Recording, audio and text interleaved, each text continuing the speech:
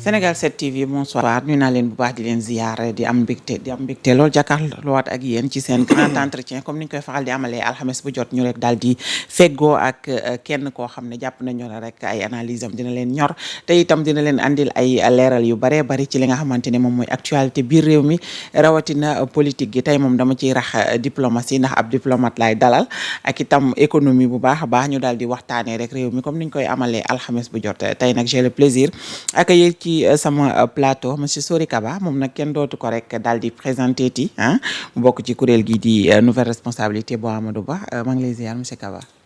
man foogoon naa dem nga Diomaye présidence. maa ngi lay fay di la gërëm di la sant ci invitation bi di nuyu auditeurs u Sénégal 7 yëpp ci émission bu am solo bi gëj naa la dégg gëj naa la gis. waaw dégg naa xaru tabaski yi nag moo taxoon nga daw. xamoon nga ne yàgg dañ jàkkaarloo. yàlla baax na. sama xar il faut nga jox ma ko. yàlla baax na daf may njëkkantu nii de xam nga joxuma xaar léegi ndewinal bi lay bañ ma laaj. junior nee na jox nga ko xaar ak ñi ko jege yëpp. nee na jox naa leen xaar. waaw léegi nag man sama bos moom. même si sans retard. tam xarit baa ngi ñëw waaw tam xarit bi dañ ko soxla. incha allah mu ngoog. ñu def ko ay ginaar rek. non xar ginaar lu benn nag yow daal si ngay def tak faatu yow it. ñu lay siin ki saalum lañu ginaar gi moom xarañu ko gën a. kon baax na cere waaw voilà mu ngoog t'as tout compris. ayca mbégte rek laay amaat jàkkaarloo ak yow ci plateau bi tey nag xam nga ne actualité bi buñ koy wax dañ ciy daal di jiital centenaire bu ancien président du Sénégal le papy de la nation sénégalaise maître Abdoulaye Wade gis nga tey ñu daal di koy màggal defal ko hommage bu am solo ci Grand Théâtre National mu dal di nekkoon ndaje boo xam ne daanaka dajale woon na lépp loo xam ne képp koo xam ne ténor nga ci réew mi rawatina ñi nga xam ne ay acteurs politiques lañ ñi nga xam ne pare nañ sax si politique opposition comme pouvoir ñoo fa daje woon tey mu nekkoon une image vraiment bu rafet ci li nga xam ne moom mooy démocratie sénégalaise lan nga ñu mën a wax ci papa ci maam Abdoulaye Wade. dëgg la image yu rafet yu pathétique. image yi wane ne effectivement Sénégal bu waxtu unité jotee ñëpp mën na ñëw daje fàtte seen bopp.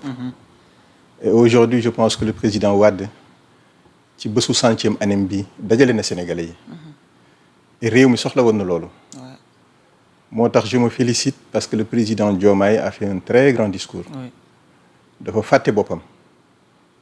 xam ne réew mi réew la boo xamante ne comme ni mu ko waxee ci ay kàddoom dañ ñu koo jox te dañ koy joxe. nañ ñu ko joxee nag warul yées bés bu ñu koy joxe. te le président Wade dafa liggéey lu am solo ci démocratie. maa ngi fàttaliku benn image bu ma marqué. on était encore en 2000 ñuy préparer les élections présidentielles de 2000. J'étais avec Feu Djiboka. On était en train de préparer les élections mais au niveau de la jeunesse de l'opposition ñu koy wax la coordination des jeunesses de l'opposition CJPO. dañu fa dajale woon jeunes yëpp pour ñuy waxtaane élection présidentielle 2000 yi. En son temps il y avait les Modou Diagne Fada qui étaient du côté du PDS. Nous on était du côté de l'URD. Il y avait les autres partis qui étaient de AJ, les Ibrahima Gueye, les Tamba Danfara qui étaient du côté du PIT, ainsi de suite. Mais ñuy rencontrer les différents leaders de l'opposition pour waxtaan ak ñoom sur l'opportunité d'une candidature unique de l'opposition en 2000 pour faire face au président Diouf. bi ñu demee di rencontrer le président Wade ce qu'on a tous habitude d'entendre li ñuy wax ci moom daf ñu ko répété waat. mu ne ñu man bu fekkonte ne tey dama bëggoon a marcher sur des cadavres pour arriver au pouvoir je l'aurais déjà fait. mais man je suis un démocrate. Toujours je préfère que la voie démocratique accéder au pouvoir par la voie démocratique. daf ñu ko répété waat en tant que jeune. et c'est un discours que j'avais beaucoup apprécié. et c'est une image que je garde encore par devers moi. et c'est un grand homme vraiment c'est un grand homme. parce que ñi koy fàttaliku tey ji ci bari am na ñoo xamante ne amoon nañ jaar ak moom mu neex wala mun a xari mais il oublie. parce que réew mi moo ko jar. et je pense que leçon yi ñu ci mën a jàngat bari na lool. surtout pour la jeune génération d'aujourd'hui. Vraiment. Alors ñu gis doomam Sindiély Wade ñëw représenter la famille Wade ñu bari déjà ñu ngi doon xalaat ne peut-être moment bu mel ni Karim Wade dina dellu si waat quand même ci réew mi Sénégalais yi amaat chance gis ko dégg ko mu wax surtout au nom de la famille Wade ak au nom de son père bi nga xamante ne daanaka def na ci Sénégal lu am solo lu ci mel ne les 7 merveilles yi nga xam ne moom moo ko fi def. ci ay démocratie mun nañ jàpp ne c'est le père de la démocratie sénégalaise moom Abdoulaye Wade et de l'Afrique même donc absence su Karim Wade également lan la lay inspiré.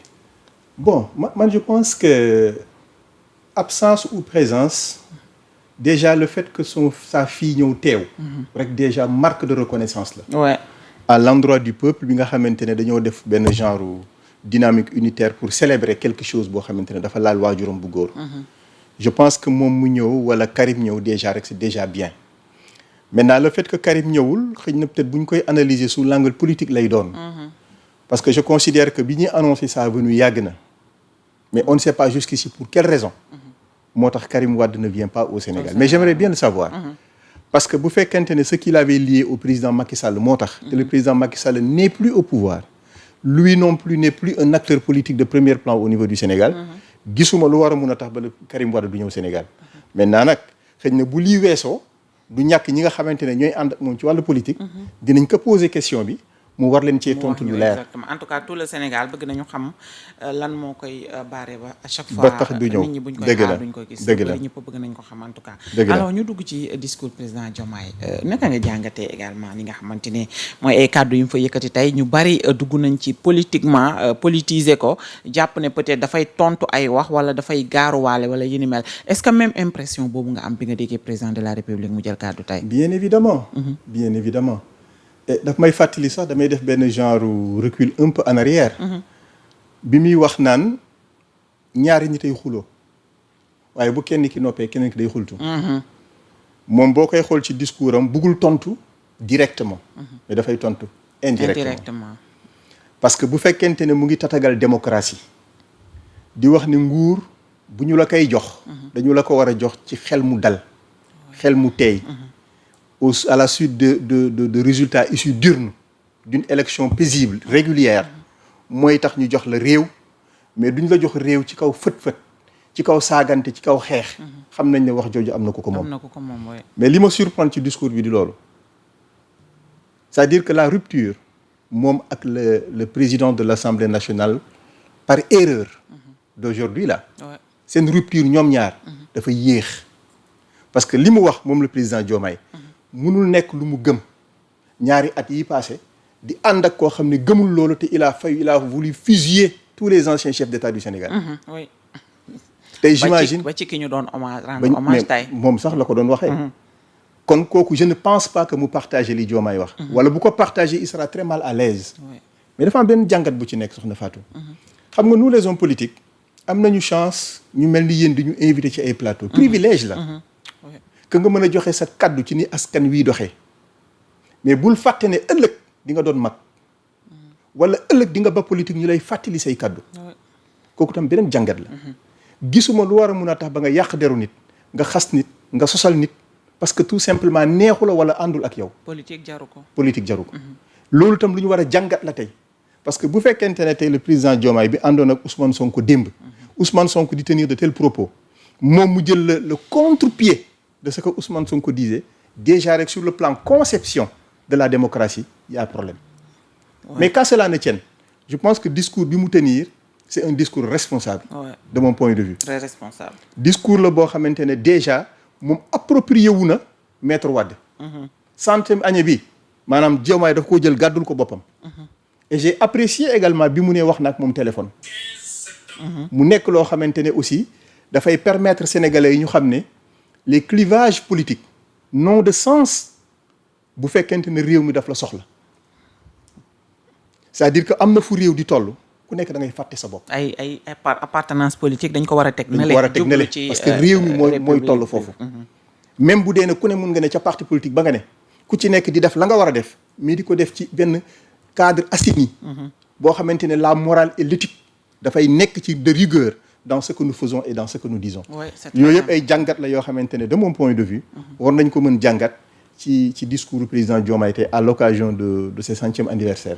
du président Wade. oui alors bu ñu jugee peut-être si li nga xam ne moom moo nekkoon centenaire président Abdoulaye Wade ñu dugg peut-être ci li nga xamante ne mooy sunu réew fat yi nga xamante ne moom la ñu génn li nga xam ne ñu ngi koy dund politiquement mooy dàqu premier ministre Ousmane Sonko faluk premier ministre bu bees li nga xamante ne mooy dugg ga mu dugg assemblée nationale ñu jël ko rek pàcc par pàcc dàq bi nga xamante ne président Diomaye mujj na ko dàq premier ministre c'était une demande yaa ngi koy wax léegi jàpp nga ni sax dafa yéex a am ñu bari jàpp ne peut-être benn président de la république mosul nangu premier ministre am nekk ci li nga xamante ne fu mu fa la ko teg muy décret bu ko fa teg ba noppi ci wet gi mu koy diir mbagg di xool li nga xamante ne moom mooy fëtëyam mu ci teg gët bay waxu 2029 ak yi ni mel alors naka nga gisee li nga xamante ne am na ci politiquement biñ ko dàqee série de démission yi ak li nga xamante ne mooy yenn wax yi ci génn ak yi ni mel politiquement Pastef ak président Diomaye en tout cas naka nga gisee diggante boobu.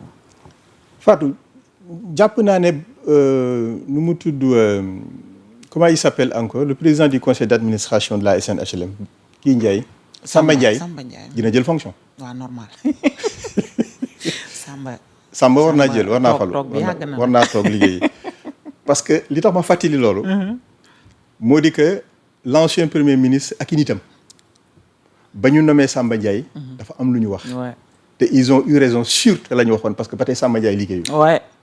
mu nekkoon un désaveu à l'endroit du président Diomaye. moom tontu woon na ci waaye tontu ba mu def c'était sans effet. parce que Samba liggéeyul ba tey. jëlul fonction ba tey jëlul fonction jàpp naa ne dina jël fonction. mu nekk le premier pas positif au moins du respect de la parole du chef de l'État ou de sa signature. ça c'est un. Deux, moom en tant que premier ministre di rencontrer les militants de son parti au Méridien Président. maa ngi jéggulu ci publicité bi. mu ne leen réew mi dafa am problème mu autorité bu fekkee président mënut a doxal na ma bàyyi ma doxal. ci koo xam ne yow yaay premier ministre bu Sénégal. ministère de souveraineté yëpp say nit a fa nekk. directeur généraux yëpp say nit a fa nekk. yow président Diomaye effacé wu ba man ma jàppoon ne l'institution présidentielle s'est affaissée. nga taxaw ne y a un problème d'autorité. mu nekkaat beneen attaque frontale à l'endroit du chef de l'État. bi ci mujj mooy ba mu defee son meeting soi-disant méga meeting. 8 novembre. ñu wàccee soxna Aïda Mbodj. jël Mimi Touré jox ko muy coordonné. la mu attaqué keroog aussi président Diomaye ñëpp tout le monde s'en souvient. dégg nañ ko effectivement. donc loolu sur le plan politique c'est inacceptable dans une république. mënumaa ñàkk a def un élément de bilan de son passage à la primature sur le plan politique pour nit ñi xam exactement ne kii poste bi ñu ko joxoon dafa ëppoon ay mbagam. il n'était pas à la mesure. et c'est dommage de le dire parce que nag ñi ànd ak moom am ci moom yaakaar. parce que man bokk ma ci ñi am ci moom yaakaar. ñi ànd ak moom am ci moom yaakaar ñoo am déception. mais ñun ñi nga xamante ne jàppoon nañu ne attanul capableul on n'a rien à se faire de son départ. bu ñu ñëwee sur les questions de bonne gouvernance ñaata yoon la ko nit ñi ne on attend ta déclaration de patrimoine. ba tey jii zéro dem na ba yéeg. ba wàcc. kenn xamul li yokk ci am-amam ak li ci wàññeeku. ñaata nit ñoo ko doon sonal di ko wax naan ko sa caisse noire ñaata la. il a fallu mu dem assemblée pour dire que ni j'ai 1,7 milliard ou 1,8 milliard. et j'en doute. parce que plusieurs fois les techniciens du ministère de l'économie et des finances quand ils nous font l'état d'exécution de notre budget ils ne parlent pas de la primature ni de la présidence de la République. les dépenses duñ ko xam. kon loolu mu wax sax j'en doute. ensuite bi mu fi demee récemment aux Émirats arabes unis bi mu ñibbisee bouche cousue. silence radio. kenn xamul. il a fallu que organe boo xamante ne c'est un organe étranger. informer le peuple sénégalais. ci lépp bi Sénégal def ci turu askan wi. te moom mu dem négocier ko. financier. loolu aussi ci plan bonne gouvernance xaw ma nu mu ko mën a justifier. kon nekk na nit koo xamante ne man de mon point de vue franchement départam de la primature. daf ko war a gunge. ba mu génn ci scène politique sénégalaise bi ñu utal ko jàkka muy nodd. mais demeewul noonu nag. noonu la war a demee tarxis na ba dugg assemblée nationale. waaw mais noonu la war a demee. c'est-à-dire yéene bu rafet laa am ci moom. parce que bu continuer nii il va pas se servir il va pas servir l'État. Pourquoi? parce que tout simplement le moi est toujours haïssable. Ouais. discours bi mu mujjee def sa fameuse déclaration à l'endroit du chef de l'État. mais kan moo ci gisul lu dul boppam. c'est vrai que même ñi mu àndal war nañoo jàngat leen. munoo am un ministère de la santé qui s'appelle Ibrahima Sy man ci télévision laa xamee ni Ibrahima Sy la tudd. du ma ko fàtte. parce que santé dafa am njariñ lool ci réew mi. yow nga ne kooku sax nu mu tuddati fàtte naa turam. te yow yaa ko teg fa mu nekk. ñoom ñi nekk ak moom dina leen def noonu ëllëg. Ouais, ça c'est sûr. ils n'ont qu'à se préparer. et on nous dit que ñoom ñaar am nañu 7 ans d'amitié. leur jour viendra. il dira ñi nekkoon ci ginnaaw un des leurs là waa kii sa woon fii sax xaw ma nu mu tuddati. parce que c'est son moi sa personne qui intéresse les Sénégalais moom kese moo ko yittee leneen intéressé wu. mu nekk nit koo xamante ne tey jàpp naa ni benn énergumène la boo xam ne man Sori Kaba ci landerneau politique sénégalais bi ñu ne on n'a pas besoin de ça. ñun li ñu soxla mooy quelqu'un qui a l'esprit constructif. Surtout. qui a l'esprit démocratique. qui pense que génération yii di ñëw ëllëg dañ leen war a liggéeyal am lu ñu leen fi bàyyil. comme ñi nga xamante ne ñi ñu jiitu ci nguur gi noonu la ñu ko defee. tey kan nga dul rendre un hommage de la manière dont la démocratie sénégalaise s'est approfondie. am na fi ñu bari ñoo xamante ne peut-être ñun on a la chance yàgg a def politique mais ñi nga xamante ne ñu ngi ciy door a dugg ak son avènement moom kenn ci ñoom mënu laa wax dans les années 1992 wala dans les années 88 quand le président Wade di dugg ci gouvernement wu Abdou Diouf ban contexte politique la nekkoon kenn ci ñoom mënu la ko wax parce que fekkee wuñ ko. et pourtant dafa bokkoon ci li nga xamante ne tey moom moo tax suñu démocratie yegg si mu yegg si fi tey. kon li ma bëgg a wax exactement mooy seen séparation ñoom ñaar na gën a xóot. ba ñu gën a séparé wu. parce que loolu mooy ndamu réew mi. foofu la askan wi di sentiré ne blocage yi amoon ci réew mi du kenn ku dul le premier ministre bi nga xamante ne son incompétence ñëpp dañ cee teg bët. et c'est dommage parce que nag kenn yéenewu leen woon ñu échoué. mais 2 ans yi nga xamante ne il a été premier ministre. ça a été un échec lamentable. Le Sénégal a pris un retard énorme. moo tax nag l'actuel gouvernement war nañu redoubler d'efforts. alors balaa ñuy dugg ci l'actuel gouvernement ak profil yi fa nekk ak yi ni mel bi mu jógee primature également gis nañu ko mu dem réintégrer waat li nga xam ne mooy assemblée nationale ñu bari nee nañu dafa violer li nga xam ne moom mooy les textes d'ailleurs l'opposition sax attaqué nañu ko conseil constitutionnel visant l'article 54 de la constitution sénégalaise mais bu ñu génnee sax constitution règlement intérieur assemblée nationale ci boppam moo ko njëkk a ñàkk accepter la réintégration loolu également noo ko gisee ak noo ko jàngat bu genre simpliste forcing boobu. waaw man jàngat bu simpliste la. man li ma njëkkoon jaaxal mooy pourquoi empressement bi. waaw moo jaaxal ñëpp en 72 heures. le président de l'Assemblée nationale démissionne. le lendemain il est intronisé député. le jour J il est élu président de l'Assemblée nationale j'ai pas compris. jaaxal na ñëpp daal. man daal am na lu lëndëm foofu. man xaw ma lu muy ragal. mais war naa wax ay nitam même bu ñu ko waxul ñu ne wax ay nitam li muy ragal. te li muy ragal. feeñ ci déclaration yi parce que bu nee ministre de la justice wóoluwuma ko. waaw. te moom mu yàgg di nommé ministre de la justice du Sénégal ba pare mu ne wóoluwul ki ñu nommé. xel yi day xaw a kii. xel yi day xaw a tey waaw. bref on verra. de toute façon ñu ngi ci seen politique bi yàlla ñu yàlla may fanu gudd. daañu xam empressement bi li ko waral. mais il n'est pas démocrate. parce que li tax ma ne il n'est pas démocrate dama yërëm El Malick Ndiaye. lu tax nga yërëm ko. li tax ma yërëm ko mooy yow tu fus député président de l'Assemblée nationale. En une tierce de seconde tu deviens ancien président de l'Assemblée nationale. parce que tout simplement ton patron de parti. moo la ne puusal dama war a toog si. c'est inédit quand même c'est inédit. franchement. loolu nag man jàppeewuma ko respect. jàppeewuma ko nawle woo nit. parce que bu fekkente ne yow da ngay politique nga ànd ak say moroomu nawle. ñu jox le premier ministre. nga échoué. nga ne ki nekkoon assemblée wàccal maa war a ñëw. waroon nga koo mën a ba foofu. yow nga nekk militant simple. nga diriger parti ñu dem élection locale. boo amee mairie nga jël. 2029 bu ñu yàlla fekkee nga doon candidat soo gañee nga jël carte président de la république. mais pousse leen maa war a toog. comme si yéen tekkiwu leen dara signifié wu leen dara man de du ma ànd ak nit noonu ci wàllu politique. en tout cas situation bu doy waar. jàngat boobu daal man xaw ma waa Pastef naka lañ ko mën a accepter mais man ça me pose un problème d'autant plus que diggante bi ñu ko décidé def amul benn instance su parti bi bu décidé réunion ba ne nañu def lii non en tout cas on n'est pas au courant de ça.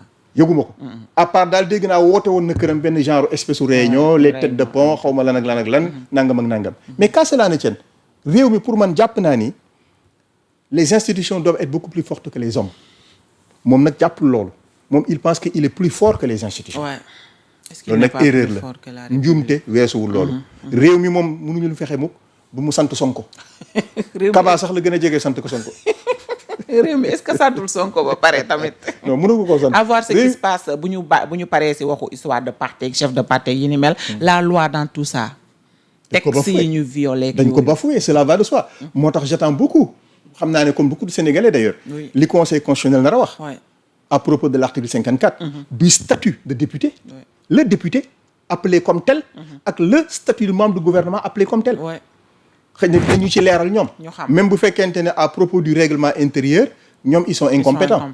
waaye nag article boobu je pense que. c'est la war na- constitution sénégalaise. dinañ am lu ñu ci wax ci ñàkk a bañ a addu parce Moo qu'il tax- s'agit quand même de la constitution. je me félicite que les députés de l'opposition notamment du côté surtout des non-inscrits ak groupe parlementaire Yewwi Askan Wi mën a bokk def loolu Takku je Wallu. pense que Takku Wallu plutôt je pense que clairvoyance la voilà c'est important en tout cas alors gouvernement bu bees bi gis nga ni nga xam ne noonu la tëddee composition bi à la tête Al Aminou Lo ñu gis également peut-être ñoo xam ne nekkoon nañ fi si l'ancien gouvernement ku mel ne Mouhamadou Makhtar Cissé ku mel ne maître Moussa Sarr ñu teg ko fële ci justice ak yi ni mel alors naka nga jàngatee est-ce que jàpp nga ne ñoom mën nañ ñu génne automatiquement ci li nga xam ne mooy pax mi ñu dugg jamono ji dañoo ngiroo de réew mi dafa ngiroo nag vraiment il faut ñu koy wax. dina jafe ma jàpp ni mën na ne parce que El Amin Lo il doit un pardon aux Sénégalais ci ban anam. mu ne woon bokk ci ñi tagg PSE taggoon na ko lool sax. tagg bu yéeme de long en large de fond en comble droite gauche en haut en bas fu ne nga tagg ko fa nga nekk secrétaire général du gouvernement nga problématiser la dette cachée tey nga nekk premier ministre du Sénégal il faut que mu leeralal ñu ndax dette cachée am na wala amul wala amul sinon rek. bu dee am na ko leeral ba xam naka la man pour man à ce niveau là il nous doit un pardon il nous doit un pardon Avant parce tout. parce que bu fekkente ne dette ba leerul et que dette cachée bi c'était juste purement politique moom na ko wax ba pare jéggul su boobaa mën nañoo gëm yéene bi mu am mais man li ma mënta accepter ci homme politique mooy sa waxu démb nga ba ñu méngale ko si jëfu tey jëfataay ñun ne loolu la ñu jàngal ci politique moo tax dañ ciy ànd ak teey dañ ciy ànd ak dal lu micro yi neex balaa ñuy dem dinañ waajal suñu bopp pour bañ a wax lu ñuy xeebe wala wax ëllëg loo xamante ne buñ ñu ko rattalee ñuy am gàcce c'est important. malheureusement nag tey ci galaxie bi ñu toll nii on a comme l'impression que les gens s'empressent à prendre la parole pour ne dire rien du tout si ce n'est que lu ñu lay fàttali ëllëg ngay mer Ouais. moo tax nag man loo ko mënta créditer de bonne foi en tant que premier ministre du Sénégal man daal problème boobu xaw na maa yéem Ouais. il moo faut mu leeralal. il faut mu leeralal ñu ko moo tax j'attends de par rapport voir à la dette cachée. vraiment j'attends de voir maintenant bu loolu weesoo un gouvernement moom les hommes importent peu Ouais. mais li am solo mooy vision beeg action se yi retarder mais manifester. pour que souffrance bi sénégalais bi di dund ñu mun ko koo teggil foofu lañ leen di juger Mactar Cissé woo Ablaye Ndiaye woo Modou Saro Soxna Fatima xaw ma naka yooyu yëpp c'est pas important. c'est pas ce qui est important parce que li am solo dëgg mooy que l'orientation que le président de la République dégage ak action yi nga xamante ne d'ici les 3-6 prochains mois ñu ngi koy xaar ci ñoom foofu nag bu boobaa xëy na bu ñu fi dellu si waatee on peut apprécier On peut, Inch'Allah. mais on leur crédite de bonne foi sous réserve que le premier ministre nous dise exactement la dette cachée en quoi de quoi il s'agit en tout cas soxla nañu ko de parce que mbirum dette cachée bi bu ñu fàtte ne bokk na ci li indi Sénégal jamono ji ci Te muy fii dëgg. ñu nekk nii donc Te muy dëgg. moom mi nga xam ne bokk na si ñi ko gënoon dëggal dañuy xaar quand même ñu jox ñu une explication Absolument. nette et précise pour ñu xam exactement li xew lan la Tout à fait. ak lan moo waral wax boobu alors toujours ci li nga xamante ne mooy gouvernement bi gis nañu Pastef ak ni ñu catégoriser woon ne ñoom duñu bokk ci gouvernement bi gis nga ñenn ci ñoom am na ci ñoo xam ne jël jëlaat nañu seen ay poste resté nañ ci gouvernement bi seen ay collaborateurs aussi suñ ko mënee woowee noonu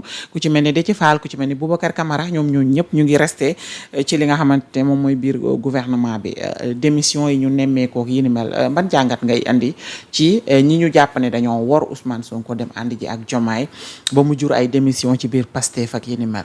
Le Sénégal est plus important que le Pastef.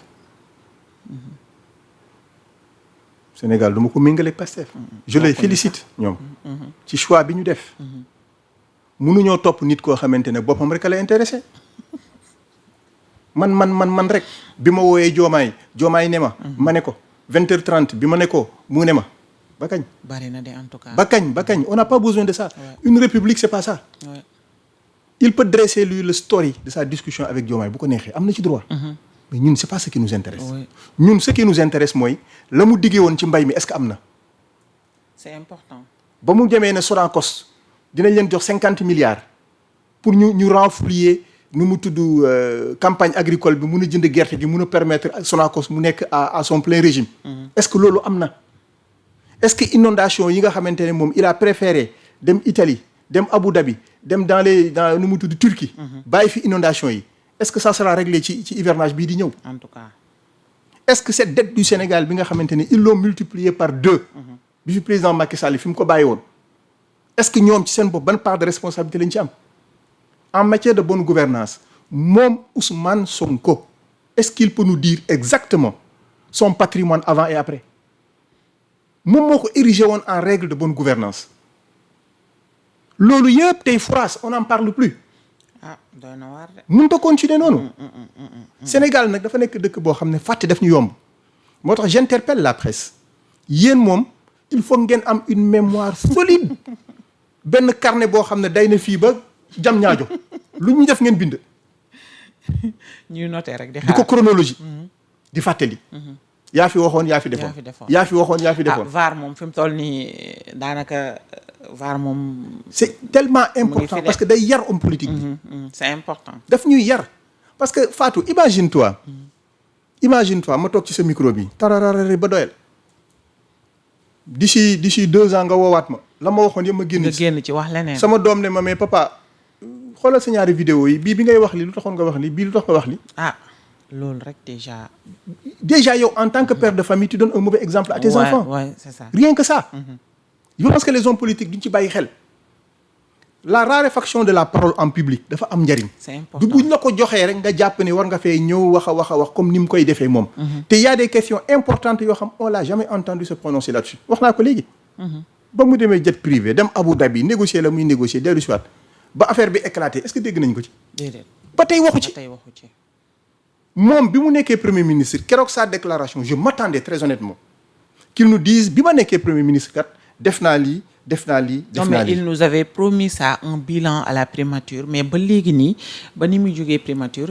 on l'attend encore nanu wax li mu def ak li mu deful. diggoon nañu ko waaye teesante gudul jeex gi moo mën a jeex. c'est-à-dire franchement le pays n'a pas besoin de ça. Vraiment. Depuis 2 ans on ne fait que parler. bëgg a continuer waat 3 ans yi ci des di parler. non le président Diomaye n'a qu'à prendre ses responsabilités. et notre nouveau gouvernement ñu ngi leen di xaar. en tout Également. cas par rapport ak situation bi mais ñu nit yi jàpp nañu ne peut-être dem assemblée bi c'est une autre forme de guerre contre ki nga xamante ne moom mooy président Diomaye Faye parce que xam nañu assemblée dayo bi mu am ci contrôle action gouvernementale ak yi ni mel. ñu bari dañu jàpp ne peut-être lu tax mu yàkkamti pour dugg fa c'est pour faire face au président de la République est-ce que yaa ngi partagé avec vous. Bien évidemment. Bien évidemment. Parce que empressement bi j'avais dit tout à l'heure j'attends de voir li ba xam li ko waral. c'est quoi le problème. c'est quoi le problème. xëy na bu nu yegsee ca loola. daañu ko xam daañu xam. ça c'est un mais li mu xamul mooy la clé de voûte de nos institutions c'est les chefs de l'État de. c'est pas lui de. c'est pas lui. Les Sénégalais n'ont pas élu ku dul Diomaye Faye moom la ñu fal pour 5 années 2029 mu defal ñu bilan. bu ñu doyaatee ñu falaat ko bu ñu doyaatul ñu ne ko puusal faa moo ñu doy. moom bu dee candidat la bu boobaa. dina taxaw wax askan wi ñu dégg. donc li wóor actuellement moo di que moom le comportement bi ñu koy wax ne ko moom la war a am mooy celui d'un républicain. et ça nous surprendrait d'ailleurs que mu am ko. parce que ba ngay nekk premier ministre tu t'attaques frontalement au président de la République. di ko tutoyer comme ni mu ko doon defee. gëw ma ne assemblée bi dina tax nga doo ko tutoyer. mais il le fera à ses risques et périls. parce que nag su boobaa député yi nga xamante ne ànd nañu ak moom bu ñu leen delloowaat campagne électorale parce que tas nañu assemblée bi ba kenn ci ñoom dellu si waatul assemblée ils vont en prendre pour leur grade. Ouais. Ils comprendront que kat ndekete mbir mi fa la neexoon na fii la ñuy toog naan ba ma nekkee député. et ça sera trop tard pour eux. moo tax ils n'ont qu'à se saisir. bu mu leen bëggee def looloo xamante ne méngoowul ak li askan wi xaar ils n'ont qu'à refuser. lu may bett lay doon nag. ci fulla la bokk de en tout cas. lu may bett lay doon nag. waaw lu may bett lay doon parce que yow naka nga mën a ñëwee un gars boo xamante ne il sort du néant président assemblée nationale puusal man maa war a ñëw toog ngeen jóg di ko tàcc abal ko. écoute defal ko dress code. mais attends dress code boo xamante ne tout blanc parce que tout simplement en quoi il est un homme de paix lui. doy na waar de en tout cas. yéeme na. yéeme na trop mais opposition bi également bëgg naa ñëw ci balaa may dugg ci économie taxawaay bi nga xamante ne moom ngeen war a am dëgg-dëgg est-ce que am ngeen ko pour mën a peut-être jàkkaarloo ak ñi nga xamante ne ñoo fi ne jamono ji Pastef ak Diomaye président ñoo nekkoon ensemble jamono ji nekkatuñu ensemble dafa mel ni nous en tout cas citoyens sénégalais on a comme l'impression que Diomaye président moo nekk ci nguur gi et que Pastef moom mooy opposition est-ce que bu yàggee aussi duñ leen suul. heureusement que mu nekk impression. heureusement que mu nekk impression. mu nekk impression kese. alors ñun en tout cas ñun ñi nga xamante ne par exemple on est du côté de la nouvelle responsabilité. Ouais. dañu xawoon a am benn malchance. on a un très bon leader mais amaguñu woon appareil derrière lui. Ouais. léegi nag appareil boobu ñu ngi koy tabax. jaay suñuy carte installé suñuy comité à la base. mu yéeg ci liggéey boobu lañ ne. yéen a ngi liggéey ci base pour nga am sa appareil nga am sa machine électorale. nga xam ne au moins bu ñu nee élection tey la 17000 16000 bureaux de vote yëpp di nga fa am représentant au moins man je pense que parti politique bu war a respecter boppam. d'abord loolu la. parce que mënuloo bëgg a conquérir suffrage yu sénégalais yi. mu am ay gox-goxaan yoo xamante ne bu ñu nee représentant bureau de vote. mënoo ko fa am ça pose problème. donc appareil politique moo lay appareil électoral moo lay. may loolu loolu nag ñun ñu ngi koy tabax méticuleusement yàkkamti wuñu ci dara. parce que jàpp nañu ne ñii ci échec lañ jëm tout droit. échec lañ jëm. li fi nekkoon mënuñoo def lu yemb ak loolu te mënuñu def lu dul entretenir li nga xam ne moom la fi gouvernement bi génn jege. maintenant nag ñoom ñaar seen tiraillement noo def mu am ku ci des. luy loolu.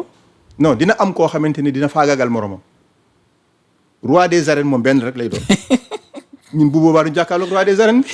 maanaam bëree la daal foog mu am ko daan. il faut mu am ko daan ci ñoom ñaar. je comprends. léegi bu kenn daane. kooku bu taxawee nag jàkkaarloog opposition bi ñun le temps que ñoom ñu ngi mbëkkante ñun on est en train de faire. vous êtes à la base c'est important quand même li nga nekk di wax c'est très important mais ce leader ñu bari dañ doon xalaat ni peut-être mi ngi lambi soog Diomaye président wala jege na président Diomaye ak yi ni mel dégg naa ko ci ay peut-être ay plateau télévision yu bari ay nit yu bari en tout cas di ko wax ci li nga xamante ni peut-être moom mooy doxalinam dañu jàpp ne il n'est pas trop présent ci li nga xam ne mooy opposition bi. xel mën na ko nangu président Amadou Ba Korité daaw jékk dañu def 1 an mu génn julli it ba pare ñu laaj ko mu ne nañ ñu leen bàyyi ñu liggéey.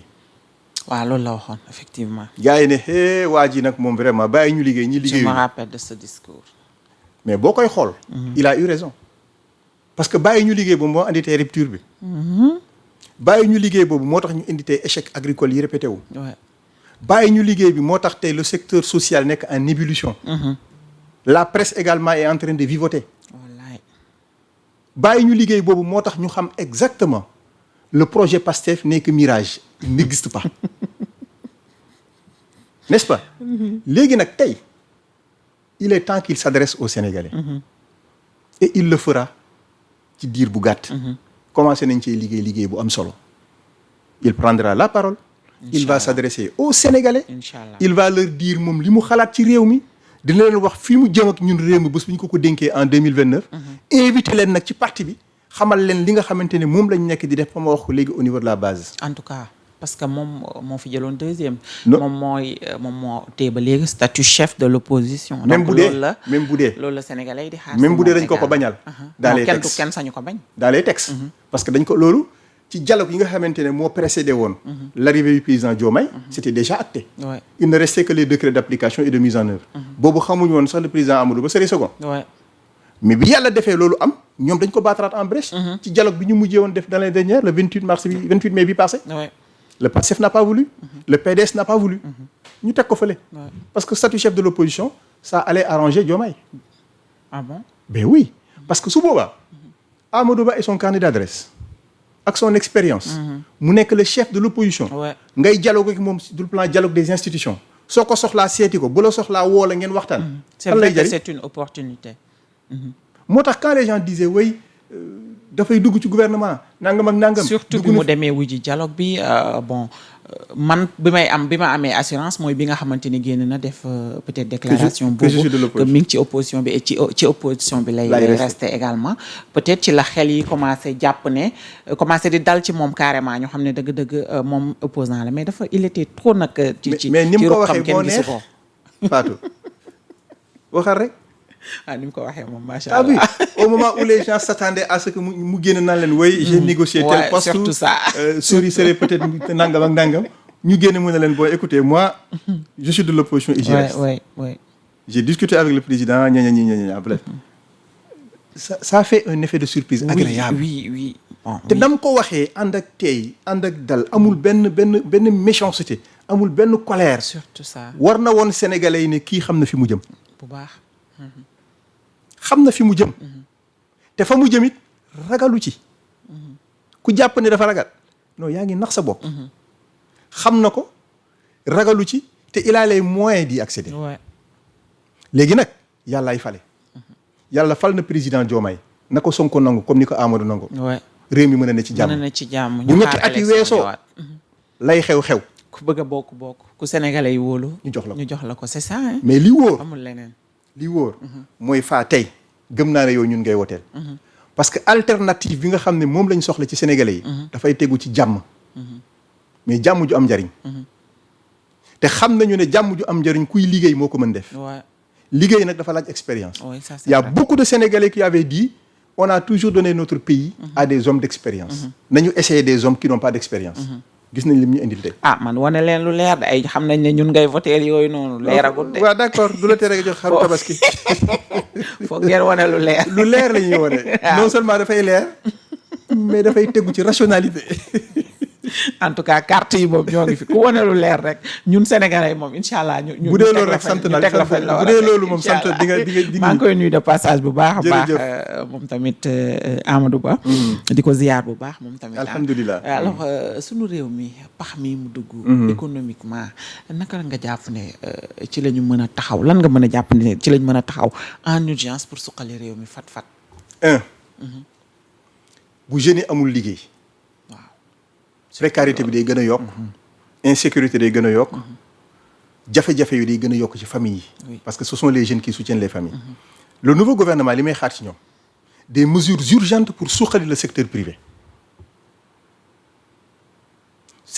bi bu fekkente ne dañu am jafe-jafe bay déflater ay nit ça veut dire qu'il y aura pas une politique d'emploi saine kon tey li nga xamante ne mooy urgence signalée toute affaire cessante mooy nañu fexe ba renforcer le secteur privé avec des moyens colossaux loolu na gouvernement bi jël ay mesures urgentes yu yu tembere jël beaucoup de milliards am benn structure bu ñu ko jox ne leen nañu suqali le secteur privé sénégalais tout de suite et maintenant la presse y compris ñun kay ñu ngi bëgg a dee parce que loolu bu ñu ko deful mënuñoo fexe ba plein emploi am ci réew mi te secteur privé bi jafe-jafe yi mu am ci 2 ans yii mënut a continuer bu continuer day exploser.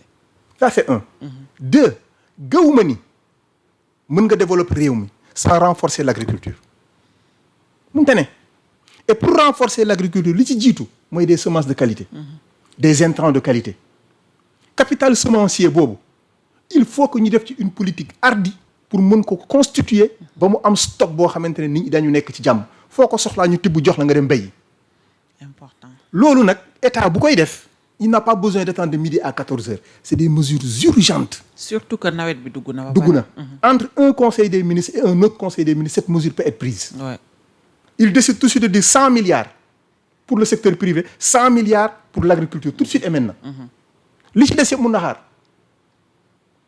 pour man foofu moo nekk tey les leviers. Maintenant cela va de soi. Que le secteur social bi nga xamante ne dafa nekk en évolution boo waxtaanee ak nit ñi ba ñu xam les réalités de notre économie mais dinañ la may diir boo xamante ne di nga mën a dérouler ba yegsi ci ñoom. Effectivement. mais li bon mooy ngay jël ay engagement en conséquence de ce que tu sais que mënul dem ba pare jël ay échéances te doo ko respecter. Ouais. C'est ça qui n'est pas bon. Et gëm naa ni ceux qui sont dans le secteur social muy les syndicats et autres. bu ñu leen mettre devant leur responsabilité ñu xam exactement ce qui se passe dans ce pays là. Ils vont arrêter de mettre la pression. Ouais, ça c'est sûr. Avec des échéanciers yoo xamante ne dina permettre à l'État de souffler. mais day fekk mesures yi nga xamante ne nag teg nga ko mu war a accompagner tout le dispositif. dina permettre à ce que le Sénégalais mën a souffler un tout petit peu. Effectivement. Maintenant da am na lu des. parce que quand on a entendu le sieur Sonko dire hausse des prix dina attaquer le président Diomaye bientôt. ba ma fay nekk hausse prix amul. Ouais. ba ma demee la hausse prix am Sénégalais yi gis ngeen. alors que foofu li wóor ba wóor mooy moom xam na ni c'est pas lui qui avait fait que hausse prix amul.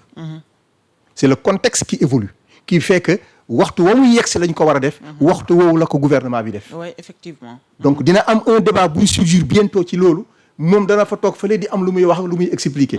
mais sénégalais ya koy déglu du koy gëm nañu fàttaliku rek ne xeexul xuloowul. attewul xeex. moom li ko intéressé mooy patrimoine am du ci wax dina dem Abu Dhabi dina dem meeting Italie. dina dem Turquie ne Erdogan dimbale ñu boo ñu dimbalewul ñu dee pas plus que ça. En termes de bonne gouvernance en termes de respect de sa parole en termes de respect des institutions il n'en a que faire te loolu mooy dëgg. il faut que les Sénégalais s'en souviennent toujours. Et la dette dans tout ça est-ce que waruñu jublu ci restructurer kon nag ñu mën a am financement. mais loolu passage obligé la. passage obligé la parce que tey li ñuy emprunté yëpp dans le marché sous-régional. comme dans le marché international mais boolewuñ ci le premier créancier du gouvernement du Sénégal. muy la France. ndax France dégage. France moom dañ ko dégager moom. waaw kay dégagé nañ ko. France yi ngi toog di leen xaar. li France def mooy gonok mbooy xaar ko ci taatu daal. loolu c'est ce qui est arrivé au gouvernement du Sénégal. mënuloo fexe tey ba les partenaires au développement jox la des prêts à des taux concessionnels te bu fekkente ne France n'est pas dans le coup. parce que li nga war a fay France moo bari. c'est pratiquement 40 à 60% de notre dette. Ouais. kon képp koo xamante ne tey Sénégal day dem di ko leb day woo France ne ko waaw sa gars yi mbaa nañuy fay bor. ndax crédible nañ. mais crédible nañ cela va de soi. kon France boobu boo discuter ak moom ngeen xool dette bi nu ngeen koy gérer dans un délai raisonnable mais la restructuration n'est que ça. Ouais, c'est ça hein. ce n'est que ça.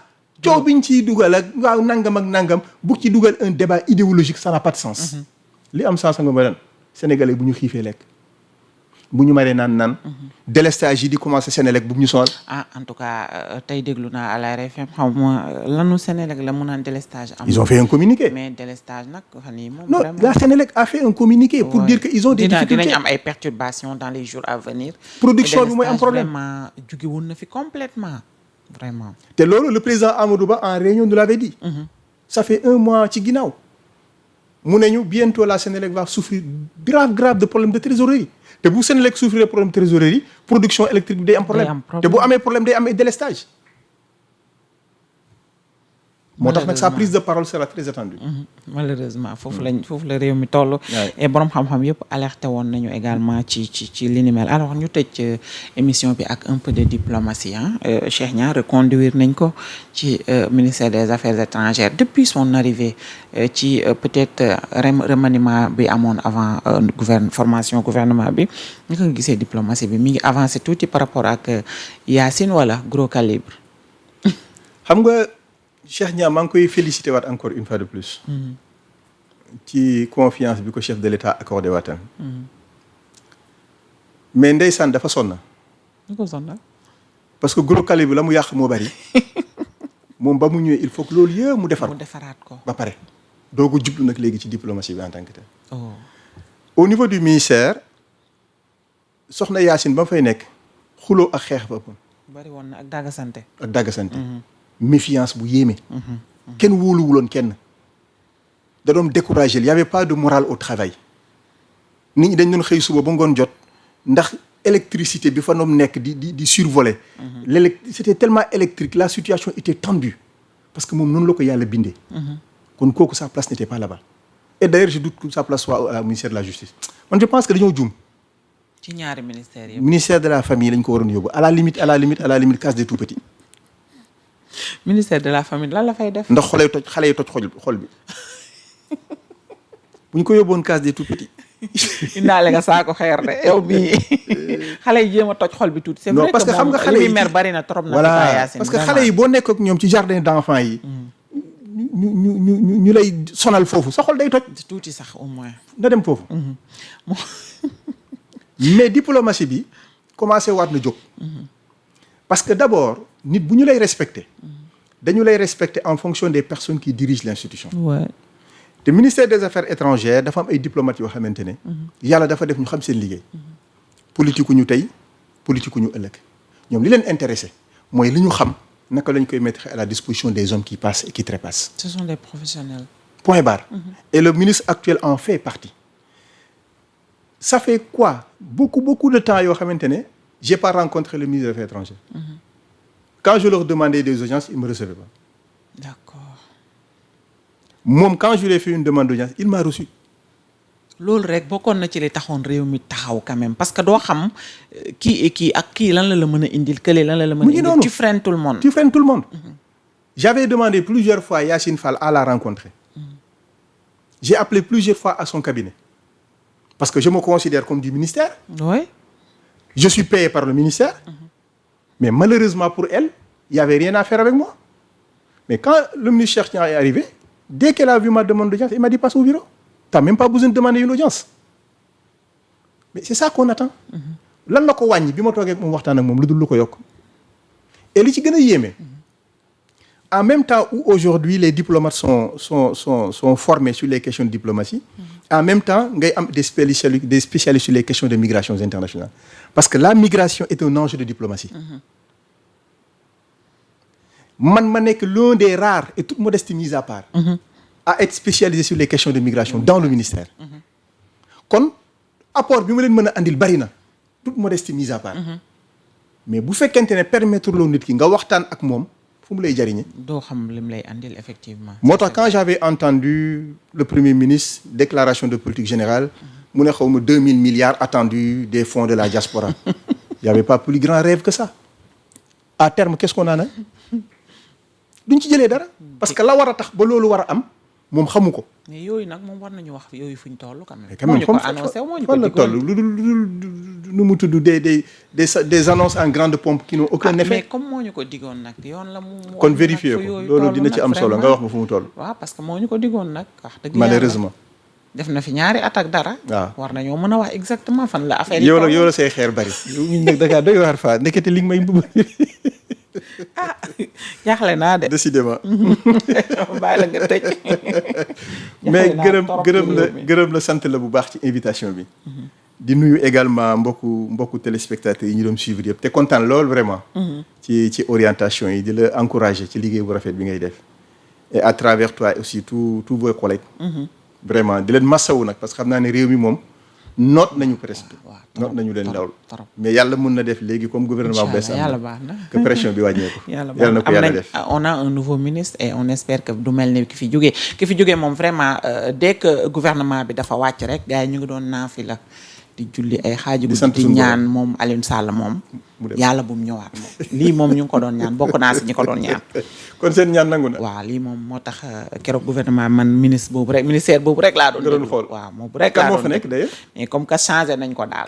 am na daal ku bees daal j'ai pas jàppuma turam mais daal xam naa ne alhamdulilah rek comme soppi nañ ko rek sant yàlla. alhamdulilah ay ca maa ngi lay jaajëfal yow tamit bu baax a baax kontaan naa monsieur Kaba c'est toujours un plaisir jàkkaarloo ak yow ci suñu ay plateau. merci également à Ismaïla le grand réalisateur jërëjëfati merci yéen ñi xam ne ñu doon seetaan aussi depuis le début de l'émission rendez-vous inchallah jeudi prochain ak beneen ténor bu ñu leen di andil également ci seen plateau le grand entretien quant à moi je vous retrouve samedi inchallah à 11h30 comme d'habitude ci seen plateau lanceur d'alerte maa ngi nuyu samay chroniqueur bu baax a baax Paldi et El Hadj Fallo maa ngi leen di ziar bu baax di leen wax à samedi inchallah ay ca ñu fanaan jàmm merci beaucoup